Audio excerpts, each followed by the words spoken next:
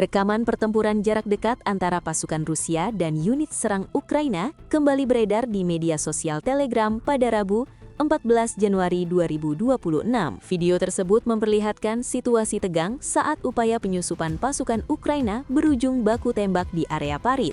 Dalam tayangan itu, pihak Rusia menyebut operasi mereka didukung oleh bantuan udara. Sejumlah tentara Ukraina terlihat bergerak perlahan memasuki Parit dengan taktik penyamaran. Namun, pergerakan tersebut disebut telah terdeteksi lebih dulu oleh pasukan Rusia. Tak lama berselang, pasukan Rusia melepaskan tembakan dari jarak dekat ke arah Parit. Serangan tersebut diklaim menyebabkan beberapa personil Ukraina tewas di lokasi. Tembakan juga diarahkan langsung ke dalam liang perlindungan untuk memastikan tidak ada perlawanan lanjutan. Rusia mengklaim operasi tersebut berhasil menggagalkan serangan dan melumpuhkan unit serang Ukraina di titik tersebut. Meski demikian, tidak ada keterangan rinci mengenai jumlah korban maupun waktu dan lokasi pasti kejadian dalam rekaman tersebut. Hingga kini, belum ada pernyataan resmi dari pihak Ukraina terkait klaim yang disampaikan Rusia dalam video yang beredar luas itu.